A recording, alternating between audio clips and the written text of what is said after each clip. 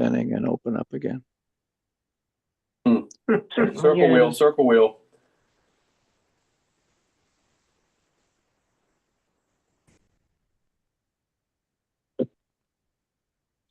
Just All wondering who got right, good we're at this. on YouTube. All right, Jeff, thank you. Yes, sir. Call the Franklin Township Planning Commission meeting of June 4th, 2026 to order at 7:09 PM. First order of business is any public comment? Is there any public? Having no public comment, hopefully everybody's had a chance to review the meeting minutes of April 2nd, 2026.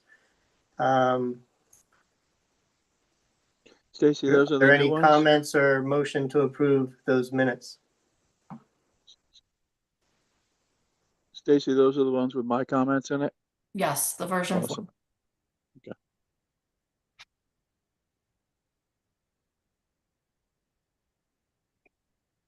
I guess I should ask you, Stacy, why everybody, are you able to see all the attendees through the? you Yes, I get am. them all?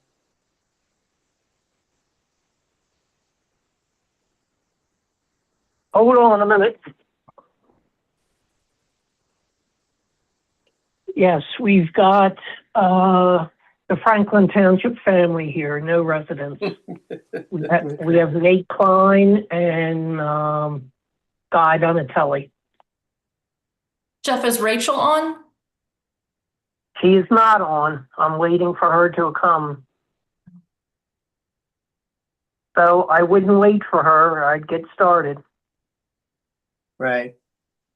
So we're on the minutes of April 2nd. Anybody need further time to review?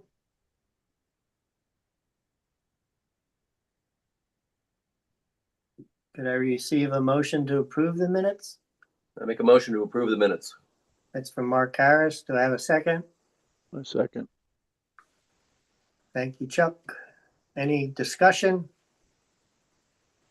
All in favor of the motion, say so by saying aye. Aye. Any opposed? No opposed. Next order of business is discussion of data centers. Maybe it would be a good time with having Guy on the meeting. Is it something that you would like to start, Guy, by introducing? I'd be happy to. Great, thank you. So for the community, and I'm sure because everyone is aware of what's going on, there's an issue with respect to a particular type of use, which in many instances has been referred to as a nuisance, and that is data centers. And although our information does not indicate that Franklin Township is and I'm going to put these words in quote, a hot spot at the current time for data centers, you think matters and development intentions can change. So it has been the recommendation of your planners and your solicitor's office that you consider an ordinance that's tailored to the orderly development of and placement of potential data centers. Not that we're seeking them, but to provide for that ordinance structure should one come within our orbit.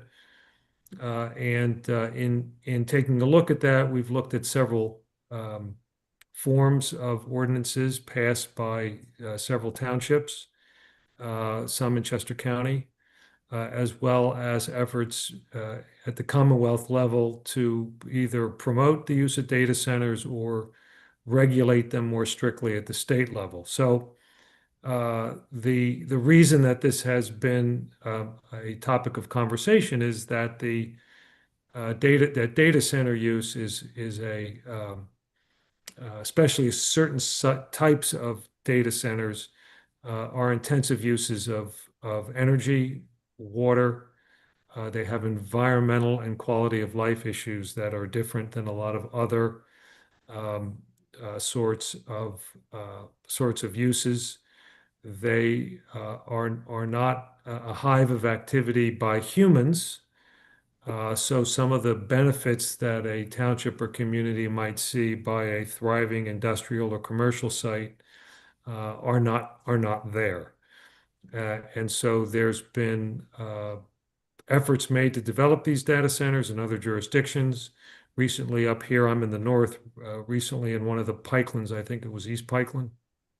One was just denied. I'm sure the courts will work through that if there's an appeal. And in other townships, there have been efforts to slow down the rate of applications of data centers through the use of curative amendments and things of that nature. So that at 10,000 feet is why we're discussing this particular initiative. Just so that the appropriate notice is provided, we had an executive session with respect to this issue as to its legal implications so that the Planning Commission could get my legal views and opinions on it. So that's what we have. And that should start the discussion, I think. Great, thank you, Guy. So in preparing for the meeting tonight, we received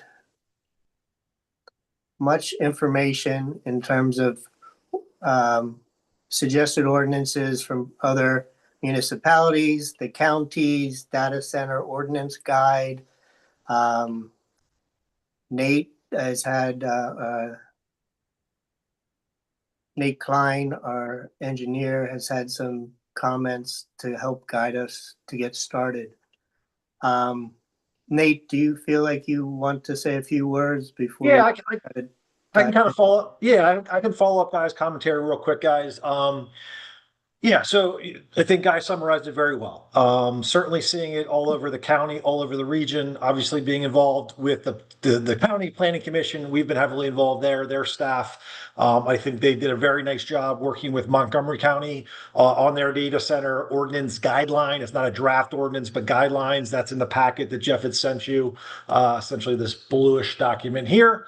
I think not to get into the politics of it, but of course in the state of Pennsylvania, it's all over the map. There's a lot of people, screaming and yelling both ways on this politically. There's a lot of hot button things. I do think Guy is correct. In air quotes, this is not something that's, happening tomorrow in Franklin and something's on the way. But we don't know what these will be a year from now, 6 months from now. The technology changes. So it does behoove these municipalities to have proper regulations in place so that, these potential applicants aren't trying to grab something else in our ordinance and force the issue or make something happen and try to get into a lawsuit and those types of things. So I think this is a very good proactive action that municipalities should be taking. And really, in my vantage point, I think in the email I had sent Jeff that he included, I targeted maybe one, probably 2 different areas in the zoning district that if you guys were moving forward, that seemed to be logical to me. I'm not saying that's fair, right? Just what it is based on my interpretation of your zoning ordinance. The converse, just as a comparison, doing the same exercise with Westchester Borough, right? So you can imagine, how do you zone Westchester Borough to allow for a large scale data center, right? So similar types of complications. And you guys would have different maybe setbacks with the more rural nature of things out there as well. So, I think tonight was really just to kind of start briefing you guys a little bit. I do see the action items as probably a couple things. One is, my recommendation is always for maybe the solicitor to take the lead on maybe the initial draft. 2 would be if there's specific feedback or direction from the planning commission that Guy should be looking at. Guy would typically prepare maybe a draft. Jeff, myself, maybe we take first crack at looking at it before running it by the planning commission and then going down the typical path. One thing that I would probably provide Guy directly is we have prepared a very detailed, improved noise and vibration aspect to these ordinances. It's a very niche industry. I've got several professionals in our company that do this that are PhDs. So we had them work with a few municipalities recently and draft something that was realistic and able to be enforced and able to be interpreted by code officials and be able to, while still needing professionals, something that was able to be much, much more workable. So that's one thing I would probably insert. And then otherwise, it's a lot of area and bulk and making some decisions on area and bulk requirements. So, that's probably my overview. And while Guy is still here, I just, maybe for sake of clarity, Guy, is it fair to say that something we cannot do is place a moratorium on these, right? Like that's misguided, for lack of a better term. I know there's a lot of social media buzz out there about that. That would have to come from the state. Do we have that correct? Or I don't want to put you on the spot, but No, you can put me on the spot because that was a component of the executive session, and I'm happy to collaborate with you offline. And I've given my thoughts to the commission on that, which I would prefer to keep between me and my client, at least for the time being. yeah, that's fine. Yep. So to that, I guess, maybe turn it over to the planning commission. I mean, is there specific aspects you would like to dig in on or like some feedback on? Again, I've been involved in these in a few different ways. We're not designing them, so that's maybe good or bad here locally. But we're not here locally, though. I know we've been involved in other projects nationwide. But if there's any specific questions, you want to flip through certain portions of different ordinances, or if it's going to be easier for the planning commission to get a draft and then provide some feedback and ask questions at that point, if that's a more efficient way to do it. But certainly flexible to whatever direction you guys want to proceed with, and here to help. I think Guy and I are here to help and get something on the books. Thanks, Nate. So to answer some of those questions that have come up, is the planning commission ready to dive in to write an ordinance? Or is there any flavor to look at a moratorium?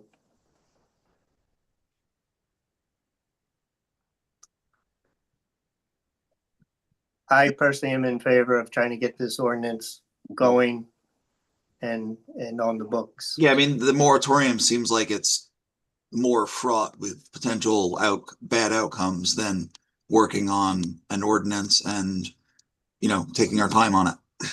Great. Any other comments before we start talking about how to draft an ordinance?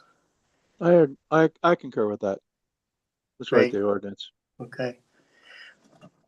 In getting ready for tonight, Nate and Guy, is there one draft ordinance or a county guide that sticks out that we should use as a guide, do you think?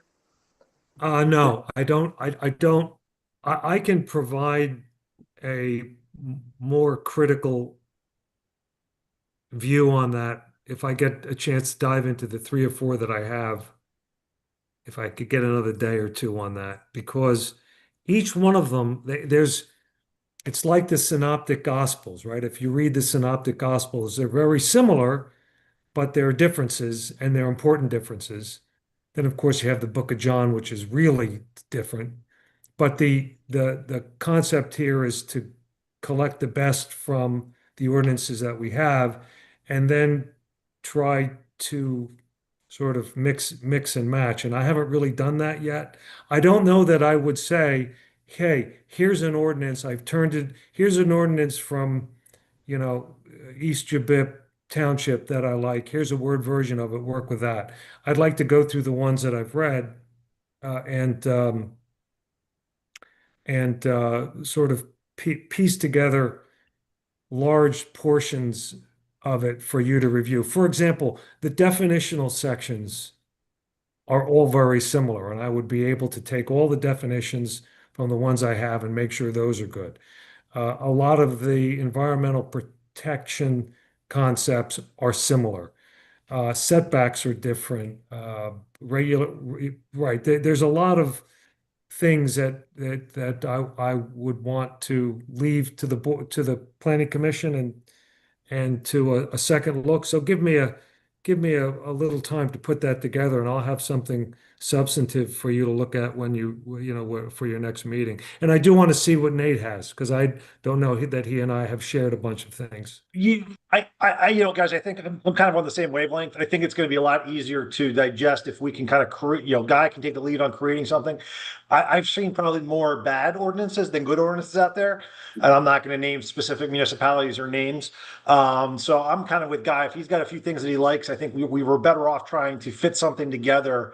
And I'm happy to partner with him a little bit, and I can feed him some of the good stuff I've seen on noise stuff, especially, and then kind of tee up the setback Balkan area for Franklin's community and its nature.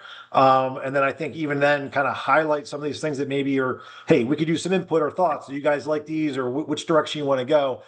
I think that could just be a more productive way to get to the finish line than bouncing around a little bit. Again, unless there's specific components you guys really feel strongly about, you want to chime in on. But, again, there's a lot of information to read out there. Can I chime in? Please.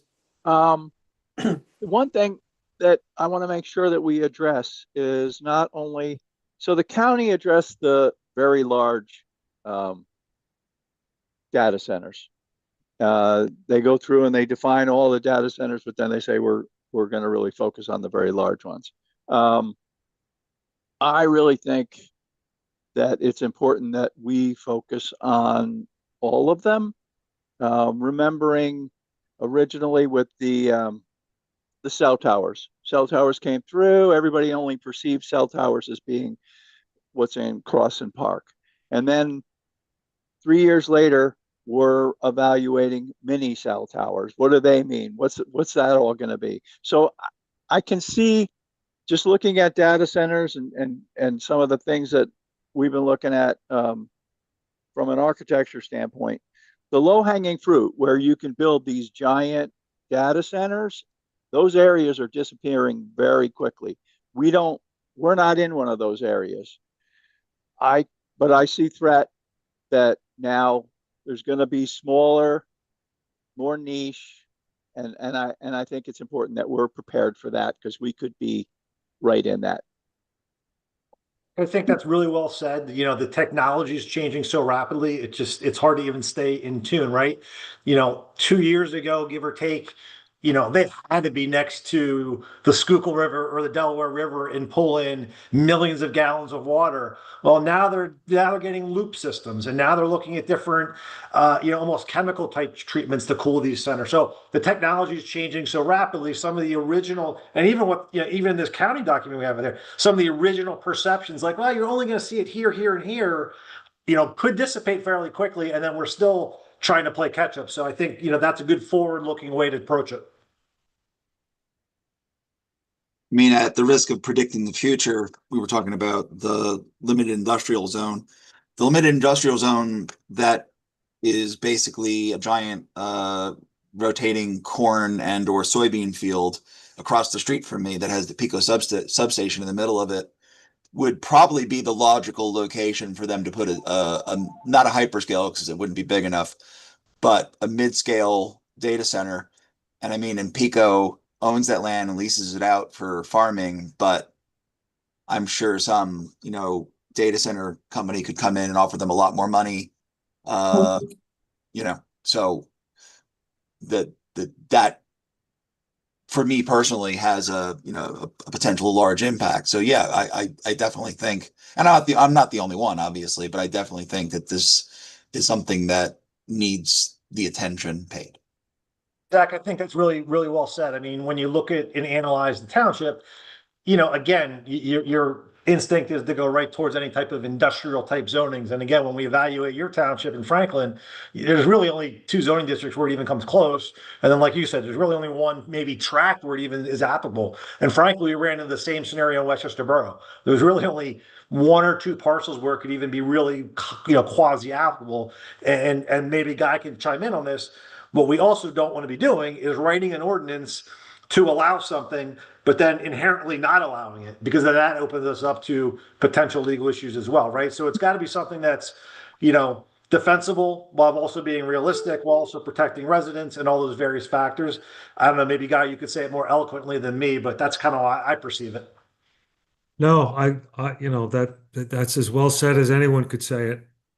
I would say we don't want any unintended consequences either, so we should be deliberate in our analysis.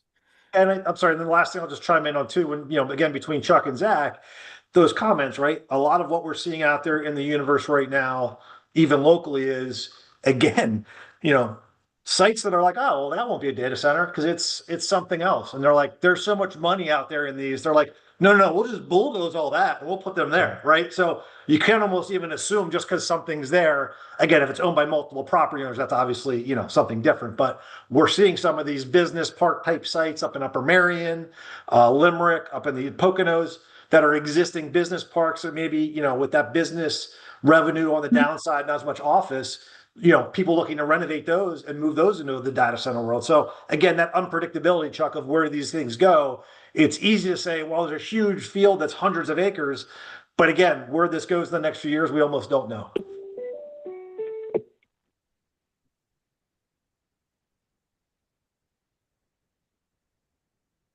I mean, I guess another question, and this obviously predates me. I don't know if Pico and Franklin Township have an arrangement, an agreement, or whatever it's that maintains the land around the substation as being an agricultural use in order to be placed there. I mean, the utilities are their own special, thing. Zach, there is no agreement. Okay. What is it? What is the use? It's that's limited industrial, and it's public utility, which is its own. Yeah, no, that's sorry, Zach, I didn't mean, Jeff, do you know what, well, it probably pre-existed. I mean, do they have a declared use? I mean, Chuck, that place has been there prior to 1976 when I arrived here. So it's not like we have something where I can go to the file for you guys and say, here it is. yeah. And So that, the current zoning district map was well after Jeff arrived too. But looking real quick, I mean, if you look at the use regulations, right, in that district, public utility structure facility, subject to various provisions. Again, whether that was put in after the fact or not, Chuck, that seems to be at least address that as opposed to it being a non-conforming use per se. Right. Something else that needs to be considered when you're thinking about whether you're creating plausibility for actual construction of this, we've got a fair amount of permanently preserved land, which just because you see a big open parcel in an agricultural area doesn't mean that's a buildable parcel. So in addition to the fact that the light industrial thing, which is about 73 acres, I was looking at Chesco Views. That one parcel is the most plausible. Got very good access to a lot of electricity. And water. Yeah. So, but at the same time, you're potentially looking at a loss of woodland, depending on where they want to build, although that is also where the woods are is where the streams are. But this is it really is one of the most logical parcels. Jumped out pretty quickly, guys, to me. And again, that's without going into a residentially zoned area, right? I kind of jumped that step a little bit. Unless, in theory, could you create a special zoning district or change some other residential zoning to limit industrial? Absolutely. Is that something that will fall flat in the public? Also, absolutely. I don't, if we've got something that's viable in LI, I think that's got to be the focus, would be my recommendation. Because anytime you try to change something that's already zoned to a low density residential, I think that's a losing battle, in my opinion. But that does exist out in the world, but I've kind of skipped past that a little bit. You may have a spot zoning issue there too, as well. True. Should we look at SU? So SU is only this little chunk down here, I think, which is, is it the Forrest Gump property? Yeah, Yeah, it's all residential. it's all zoned residential right here. Yeah, It's not- the big it's- SU is all residential. Yeah, it's not Forest Gump. Forest Gump is on the other side, so It's west of Forest Gump, I think is how it is, Chuck. yeah, yep. Which I enjoy. I was out there with Jeff the other day on Forest Gump Road. It's true. It's actually the name.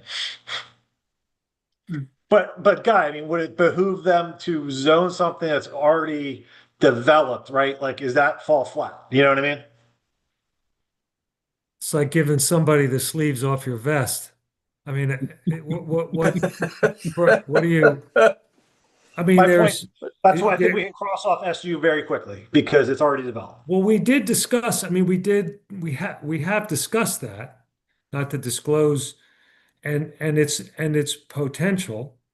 So that's something that, Nate, I think that's something that can be discussed, but I would recommend that we address the issue head on because of concerns that I've seen relating to particular impacts that data centers create.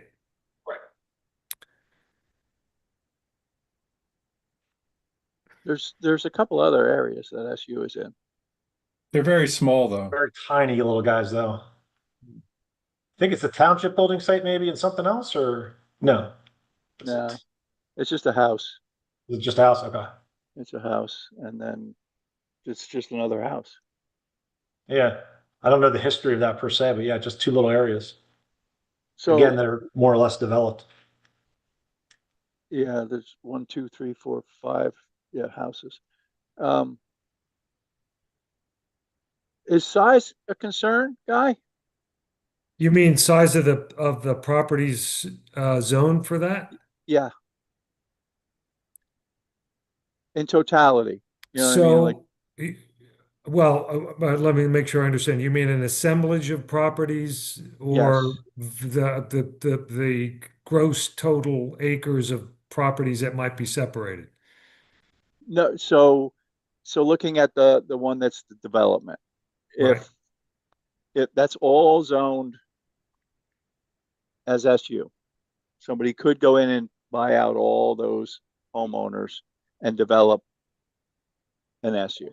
Right. And it doesn't even need to be necessarily a data center, but anything for SU. Right.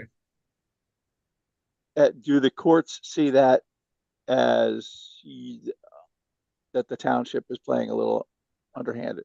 No, I don't think so, because a lot of times there are a lot of instances, and I've seen it from both sides of the table, and I've seen it most commonly with the larger developers will go in and try to assemble properties if for no other reason to get road access or things of that nature. That's not frowned upon. That is a legitimate commercial transaction. So to provide for that in your zoning ordinance would not be something that would immediately be considered a bad faith decision. Okay.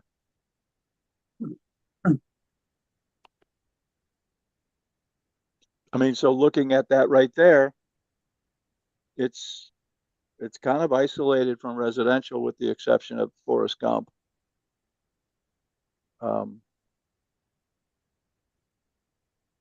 The land on the top and the bottom, less densely occupied. I think it's worth a conversation whether or not we move towards SU or LI. Are you saying a conversation either or? Either or. Well, When you Yeah, I were think talking either or. about you wanting to address all sizes of data centers, I remember in the county, they talk about some data centers I associated being very similar to a solar panel being accessory to a primary use and a data center being accessory to a different primary use. Yeah. And that I asked Guy and Nate to pay attention if we open ourselves up to other districts because as technology changes, the data center can be small enough that it's accessory to a different primary use that's allowed in a different district, village or commercial. Well, we can certainly, I mean, we can certainly look at that. Sure. I think we have to look, tell me if I'm interpreted this wrong. I think we have to look at all our zones to make sure that there's not an unintended zone that somebody come in, because people don't come in and look for where we want it. They come in and look for where they want it. So therefore, if they can find the verbiage for putting it where they want to put it, they will put it there. And we can't say, well, no, we didn't intend that. Right. That's a good point. Is that what you were alluding to? Yeah, that's a good point. Is that what you were alluding to, Dave? Yeah, I mean, just that our wording didn't preclude somebody adding a data center to their primary use. A large commercial business that requires the use of, you know, what a data center does. Yeah, addressing it both as a primary and accessory use is what you're Right. saying. Right. Oh, okay. Understood. And I'm not pushing for SU. I'm just saying, I'm just questioning. That's what we want to do.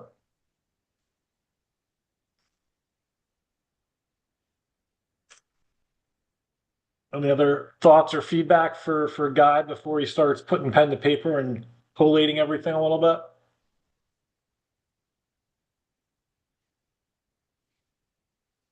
I think once we have something for you guys to look at, I think it's gonna be a lot more actionable for questions and specific, you know, debate about, you know, do we want this much, that much, this setback, that setback, minimum, maximum, you know, those things. Once we have that kind of set up, I think we'll be able to have a little bit more robust decision based on that. Yeah, you talked about this sound. My information is sound is the kind of the surprise. Everybody knows about the power and the water, but sound is a big, is from what I saw, sound is a big deal. It's absolutely the case, Chuck. I mean, I think that's probably almost the number one complaint in a weird way, because that's Right. what the impact I would say, like, the construction is obviously an impact, but that can be short-lived. It's the noise and vibration after the fact. Again, a lot of the existing data centers out in the world, it becomes, and this is going to be just, again, a little outside my expertise, but you know, you're getting this noise, hum, vibration that's constant because all these data centers to keep the temperatures down are running generators and the electrical equipment. So there's just all these different factors of electromagnetic pulses and noise and vibrations and this whole spectrum of weird things that you're like, oh, it's just a warehouse over there, until you're kind of like, wait a minute, why is this whole thing humming? Or, you know, it's just, that's what's out. And I was moderately skeptical at the start of all this when I started getting educated, and I've gone the complete other direction. Like, there's something to it that is a little bit odd. And that's really why you want those landscaping setbacks, residential buffer setbacks, but you also want something that's enforceable from a noise and vibration standpoint. And what happens is, I'm sure Guy's seen over the years, is almost every municipal ordinance we see, the noise standards are completely outdated and very limited to specific situations. And oddly enough, as we're making these data center updates and inserting new noise stuff, we tend to end up actually also updating the municipalities' noise and vibration ordinances to new standards as well, because we realized how out of touch those are.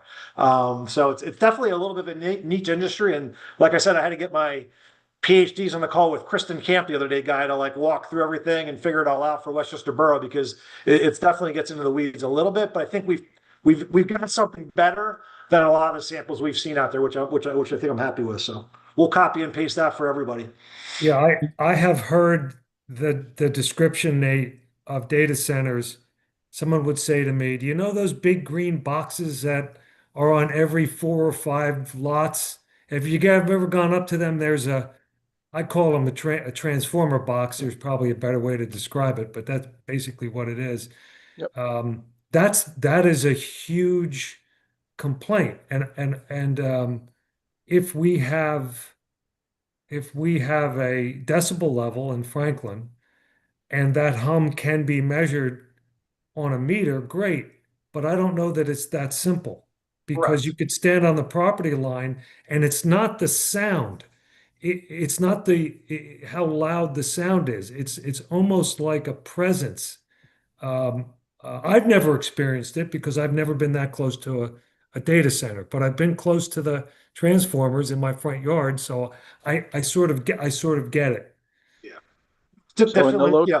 Low the low, frequency vibrations and sound waves. Again, it's a whole specialty type thing. I was involved in a lot of legal lawsuits and testimony with the Sunoco pipeline when they were doing that. Same thing, a lot of noise issues. And again, what we found out with a lot of municipalities was their noise regulations weren't great, right? And when you've got this like vibration effect and this low humming sound from these generators, our noise ordinances really did not capably address those concerns, right? It's one thing when you got a construction site and someone's banging a hammer loud, right? It's another thing when you have all these other variable things compounding on these low frequency issues. It gets a little bit nuanced. Yep. Can we impose specific noise restrictions without having those noise restrictions equally imposed on the rest of the township? I think what we've been doing is having data center specific requirements. I'm going to So say we- I'm going to answer it this way, Paul. Yes. Yeah. Yes. So, okay, but the question I'm really asking is, so if another property owner happens to somehow manage to violate those restrictions, they're okay. And the data center isn't. Well, That's the way I'm looking at it. Right now you're changing the question. Property. Well, no, that the was same really what I type was of trying to- property owner or a different. No. or a different Any property owner who manages to produce the same noise level. This is why I'm asking, because I think our noise restrictions are relatively low, if any. And so once we start imposing an upper noise restriction on a specific zoning area, would we not have to at least accept that upper noise restriction for the entire township? And that's a different question, but the answer is yes. Okay. Yeah, that's what I meant to say. Let's put it that way. Okay. Okay. Yeah. And the other So- question I have is a little different. Can we do something about regulating backup power sources to prevent excessive pollution? Because diesel pollution is, when these things start to cluster, becomes a very real problem. can I add something, Paul? It's about that. So data centers that were running into electrical problems, so they didn't have enough electricity, what they do is they generate the power on site. There are definitely data centers out there who have taken 737 engines, old ones that no longer can fly around the planet, but can really generate a lot of power. That is how they generate the power for some of these data centers, 737 engines. Not to mention small nukes. Yeah. The mock conditional use hearing that I attended, the power generation was going to be accomplished through the use of a small nuclear power plant. Now, I don't know anything about the science, but it cracked up everybody in the room, because who knows? SMRs require more water than what we have here. Right, we have to talk about water too in a minute, but I guess ground source water, because I'm seeing that people in surrounding areas are losing their water, and there's nothing but wells around here that I know of. Right. But I know China Guy is making small modular reactors that are on semi trucks, and they can drive them around. They're on Really? 18 wheelers. Yep, they're already making them. So that's coming soon. And at first, when I read that, it was hard to believe. But you think about, we've had nuclear submarines floating around for many, many years, and they're small encapsulated too. And Those- who knows 25 years from now what they're going to be, what technology they're going to have. So, and again, I'm not a skull and crossbones guy. That's I sort of plan.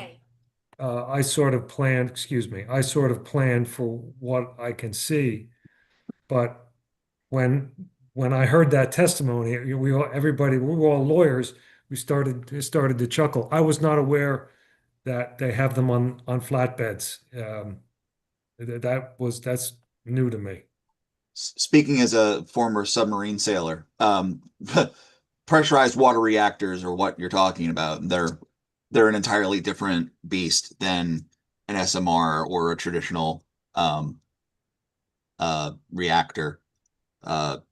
But yeah, they're moving towards a liquid salt cooling solution, which reduces but doesn't eliminate the water requirement. That's, I mean, I actually follow this stuff, and I know that the NRC has not yet approved of that liquid salt design yet, but it's coming. To your point, Zach, once the technology gets to that point, the water draw from a stream or public water supply or whatever starts going down or disappearing altogether, starts changing the equation, Chuck, of the locations, right? Those locations become much more flexible in that those needs aren't required. So it's going to be really interesting to see where it goes. So all this detailed discussion gets back to giving Nate and Guy the direction that each section is very important to us. we're not going to skimp on any section, it sounds like, right? I don't think we were going to, right? And that's why I said I think there's going to be a nice base here that'll draw out some good questions and feedback once we get something over to you guys. Any more global discussion to get Nate and Guy started? I know I had mentioned this before, just to let you know, because the person who gives the planning commission update will hear this from one of the board members. So one of the board members supplied the Chad's Ford ordinance. I'm not saying it's the best, but it was important to her that you guys see that and consider it. So for what it's worth, I'm just mentioning that. Nate, you give it some consideration when you're going through it. Yeah, we'll take a look. My coworker was somewhat involved in that, so I'll bounce it off him a little bit. My initial reaction is there's a lot in that ordinance. It might be overcooked a little bit, but let me dig in a little bit. That I'll make sure, Guy. I think, Guy, you have it as part of this packet. Yeah, but, I have it. That was Chad's Ford, Delaware County, wasn't it? Yeah. Yeah. Was there any? Do you see, Nate? I don't frequent Delaware County as much as perhaps you do, but are you seeing different techniques or different considerations being raised there? No, I would actually put Chad's Ford in a very similar bucket to Franklin, with the exception that maybe they've got the Brandywine Creek run right through it, so maybe a little bit larger river per se. Right. They've also got Baltimore Pike, US Route 1, 4-lane highway running right through it. So again, maybe a little bit of a transportation aspect there. And then I can't speak directly, but I know they've got several high tension lines running north-south because of along the Brandywine as well. So, I think that was part of it, but they might have been one of the first, right? Not necessarily, I don't want to misspeak, right? But sometimes the first isn't always the best, right? They might have just been one of the first ones out there. But I think there's some stuff in there we might want to look at, but it's in the packet, and I'll get some feedback from my coworker too, if he's got any pros or cons out of it for you, Guy. Okay. I mean, I think a lot of what we can do, and I say this, it's going to require a little bit of coalescing, but I think a lot of good thought by folks not on this call have been put into these ordinances, and simply looking at them and giving them some thought, you can cobble together a pretty good working draft for your community, I think. Do we have to worry about our gas lines being used as power? Do we have to worry about our gas? You're saying gas in natural gas sense, or? Yeah. Yes. Yeah, I think that's fair. Yeah.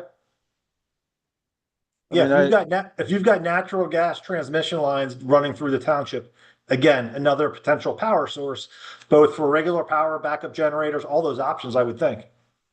So we have both high tension electric and gas coming through the Okay. township. Good to know. Gas can run those jet engines too. Mhm. Exactly.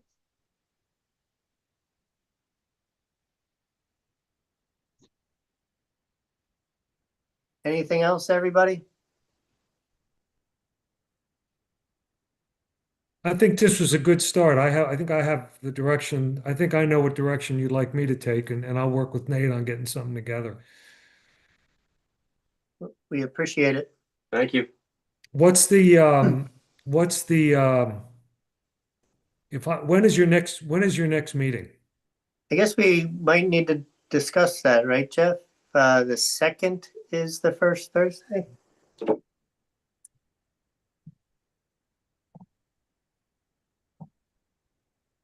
July 2nd? Yes, it is.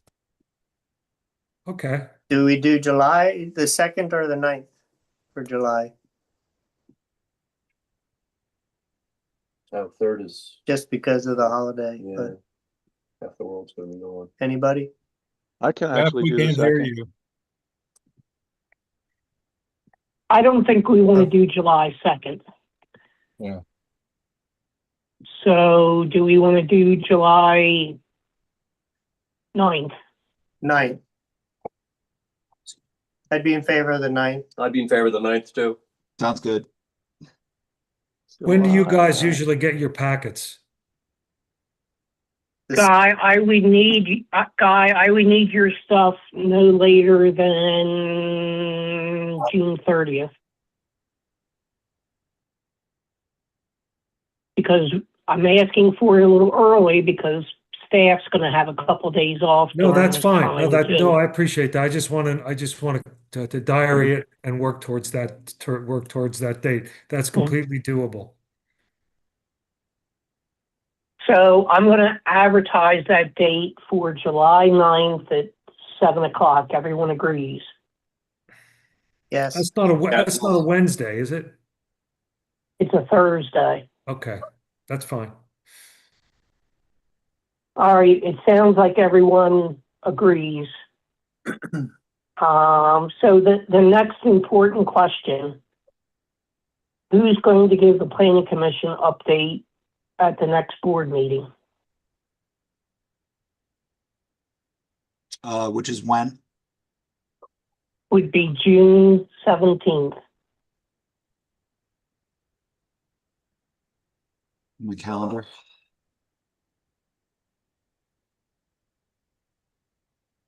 I can always do it. I don't so know. I will be there. Anyway. I was going to say, we've got Paul Lagasse, we have John Gontars, if he wants to do it, or Zach or Chuck, just pick one. Yeah, you know what? I'll since I messed up the last one, I'll take this one. Thank you, Zach. Thank you. Welcome. Zach, if something happens, I have 2 reasons to be there that night, so Okay. I'm an easy fallback. No, nothing else on my calendar for that day. So Oh, Rachel Griffiths just came on from the county. Do you want to talk with her for a couple minutes? I think that would be She's a useful. I think that would be useful.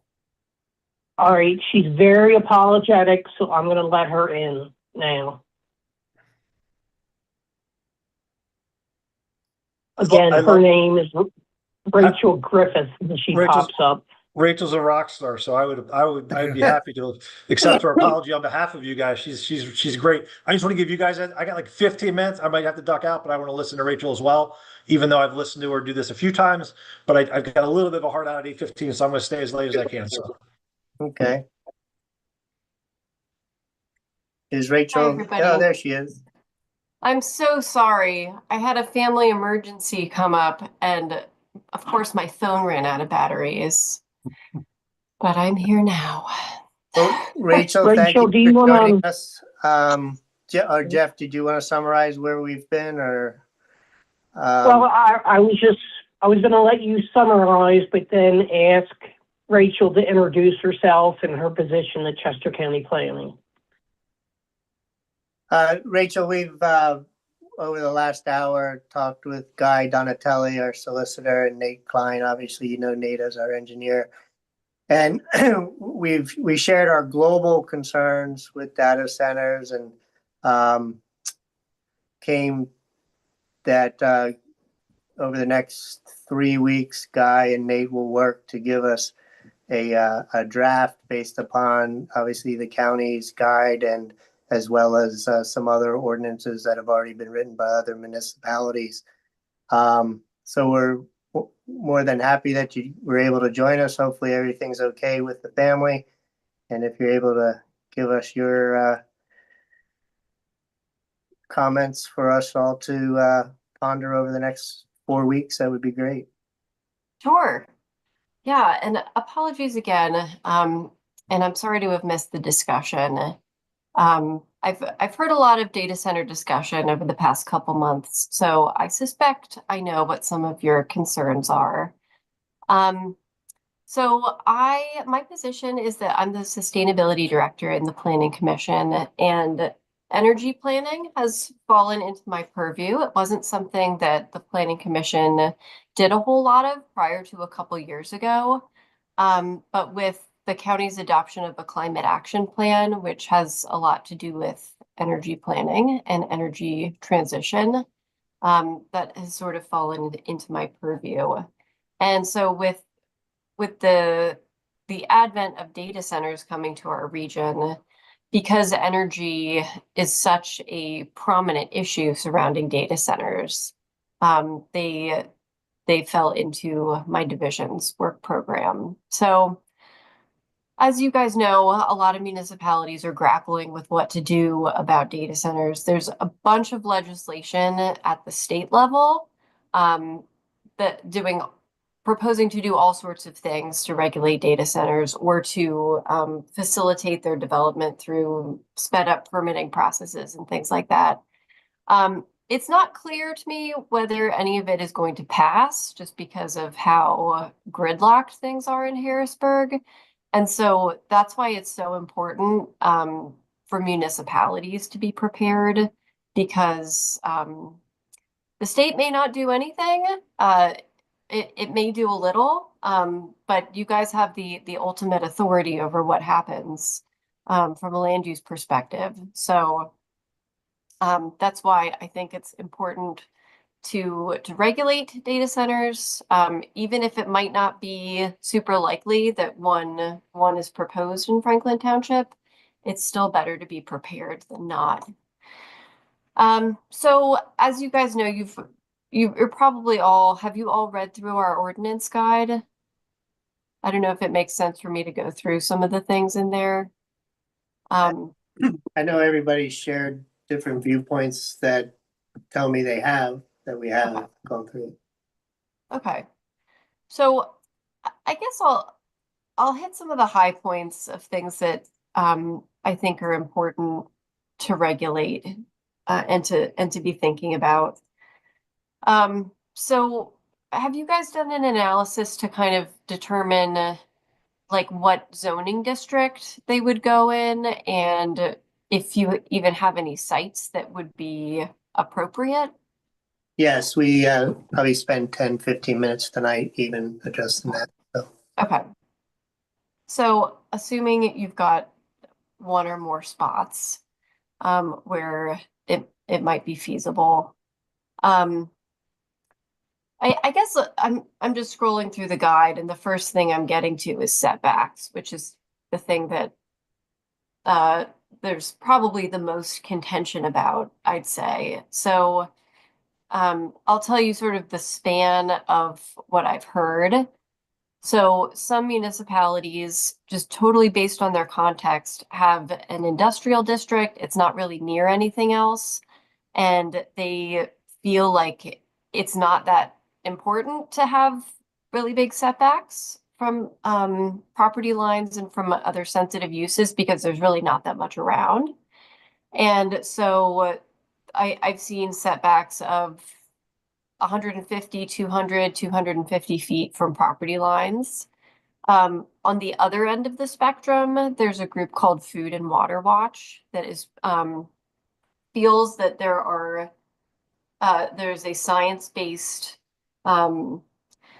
reason to have 2,500 foot setbacks. At the Planning Commission, we didn't feel like that was reasonable for our area and potentially not legally defensible. So what's in our ordinance guide is 1,000 foot setbacks, with the option to reduce those setbacks if there are performance metrics in place that the developer can meet. And that's a setback from a sensitive use, like a residential district, a residential lot, a school, things like that. And then otherwise setbacks in our guide are 250 feet. So from the property line.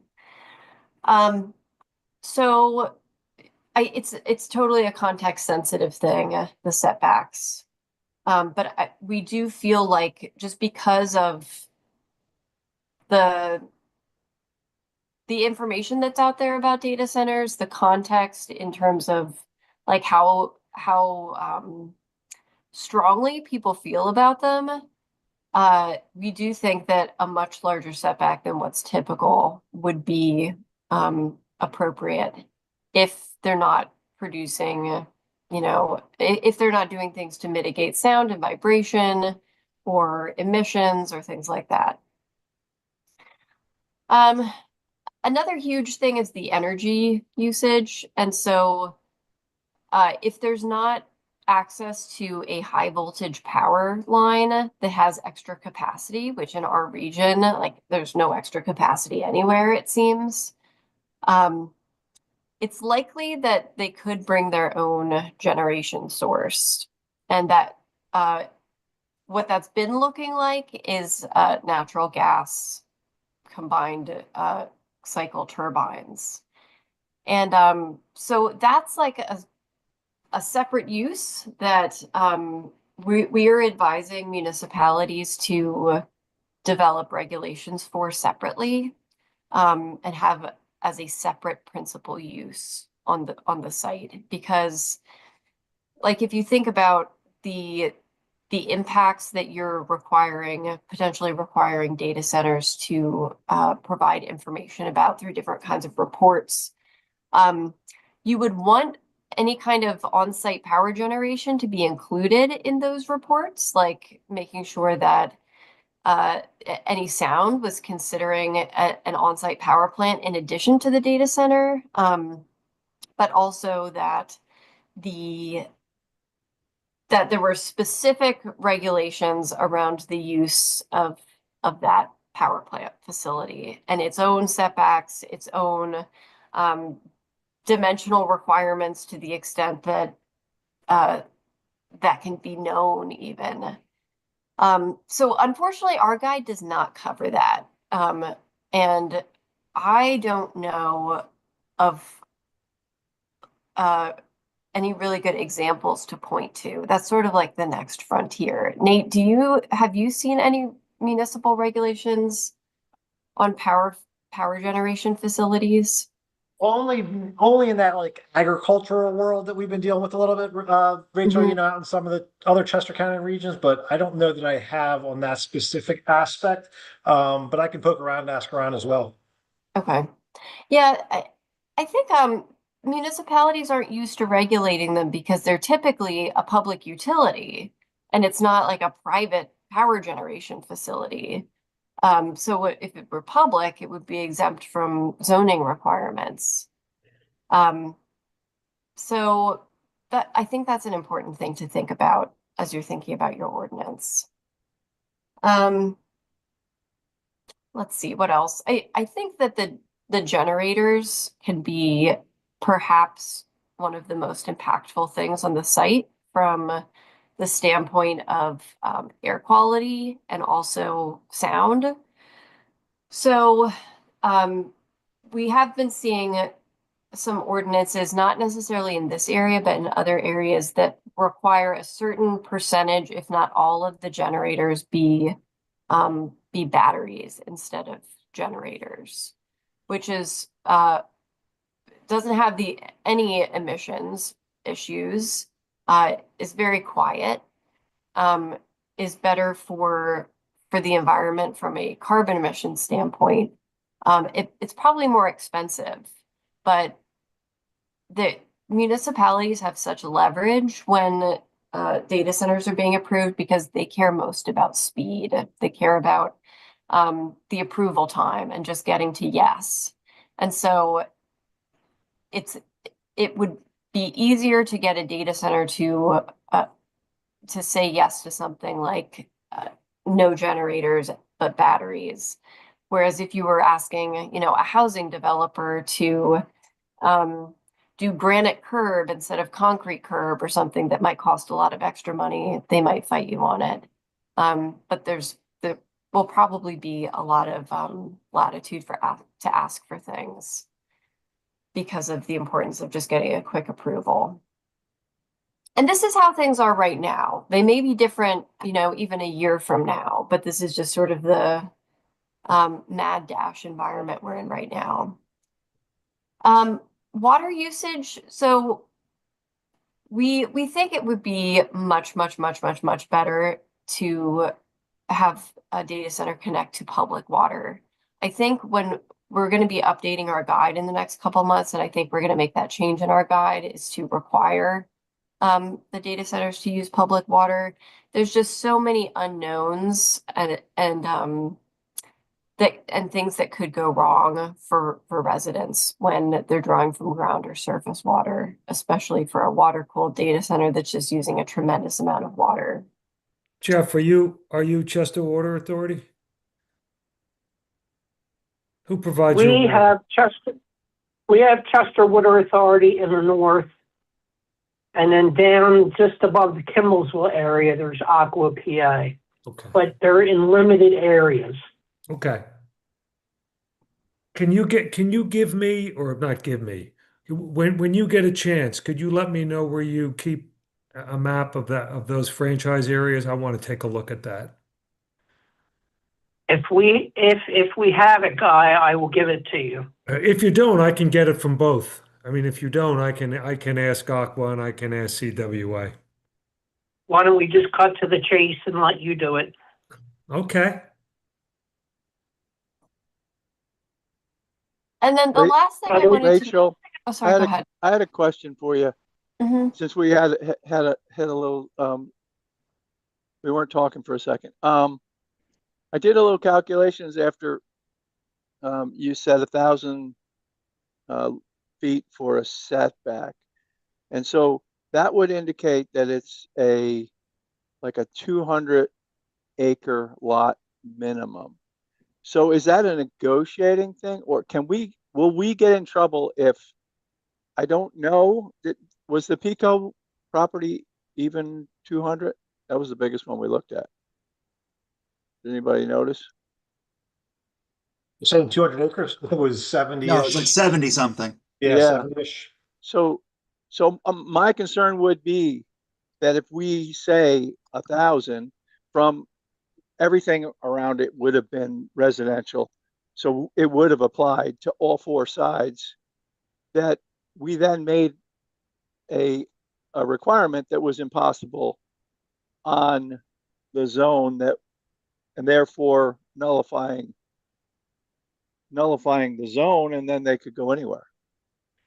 Yeah, I mean, that's a very real concern. And I think that, like I said, it's totally site specific. And Guy, I'm curious to hear what you think about this, but the data center thing hasn't been tested in court yet, to my knowledge. And You're right. You're right.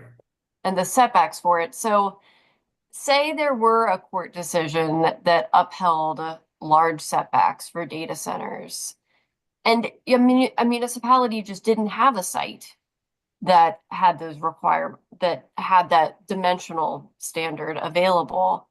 Do you think that, like, what would happen if you picked this Pico site that you think would work? It's only 70 acres. You said 1,000-foot setback because there's residential uses on all sides. Like, do you think that that would be defensible, or would it be better just to say we're not doing data centers because we don't have a spot? So just addressing this initially in public without having taken a deep dive, I would incorporate the same concepts as I would with any piece of property. I would perhaps draft language that might permit, through special exception or conditional use or variance, a standard for the reduction of the setback if certain conditions were met. Number one. Number two, just thinking of the Hertzberg case, where they said that if you really can't use that property because of its, now that was a case where they were re-energizing an old industrial site, but there are concepts that reduce the variance requirements for property that has special characteristics. Let's say the property is in a valley where it could be screened better, or where you could engineer certain sound or vibration reduction technology. I would sort of leave an avenue, or at least consider leaving an avenue for that. If you mentioned, I think you suggested almost, what did you say? In my mind, I'm like, my God, that's a mile. One of the setbacks was almost a mile. If that was a something that the court said, yeah, because of these things, you can do a mile, we wouldn't be having this conversation. I would say, well, any data center requires a mile setback. There is no zoning district in our township that could accommodate that. But I said, answering your question just kind of without all of the emotion, I would handle that like I would handle any other bulk and area restriction. You could have a relaxed standard on that if certain conditions were met. Yeah, that makes a lot of sense. And so this, based on what your potential site is, it seems like a good case for having some really strong performance standards Yeah. to reduce that setback. If I could just jump in, Chuck, to speak partly to what you were raising about the setback and the parcel. I was looking at a map of Franklin parcels by size, and just looking at single parcels, not something that might be put together by somebody. I don't know that we have a single parcel that might be able to accommodate a 1,000-foot setback, except for preserved parcels. Yeah, Paul, that's kind of like what I was getting at earlier, right? With like Westchester Borough, right? Like Yeah. we had a drafted data center ordinance for Westchester Borough, and you can imagine the size of the properties and the setbacks. So again, those are great recommendations, and I'm not going to get into the whole political thing and the arguments we've had with state reps and et cetera. But like, again, you have to be real, and you have to deal with the circumstances you have in front of you to a point as well. So it's something that's legal, enforceable, defensible, all those variables, right?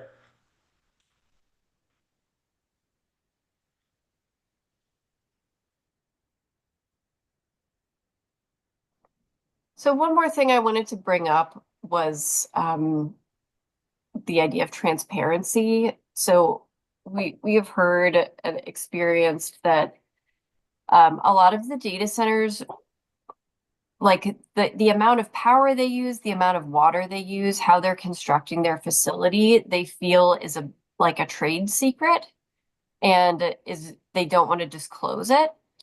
However, if you have requirements in your code that's a requirement of approval to disclose these things, then they'll have to. There's lots of non-disclosure agreements floating around out there. So to the extent that you can require no non-disclosure agreements as a condition of approval, I think just because these are getting so contentious, and people will, it'll create terrible relationships between the residents and the township, feeling like the township is in cahoots with the data center developer. We've seen it happen and it's not pretty.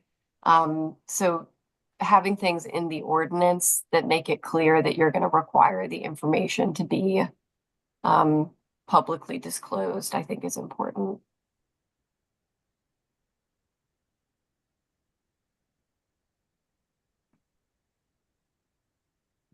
Anybody have any questions for Rachel? Thanks. Those are some good points that we didn't talk about earlier, so. Can I summarize them, Rachel? The big five: consider the zoning district, consider the setback, consider power generation, consider water usage, and consider the proprietary nature of the information that might be required for the application. Are those the big five? I think so. I mean, the noise is another big one. I'm sure you guys already talked about that. We did. But like full disclosure, I think there's other ordinances out there that are more technical than what's in our guide. We didn't hire a sound expert, so we wrote the language that we were comfortable and with understanding ourselves. But I do know that some municipalities are including more technical information for sound requirements, but that's a really important one to consider as well.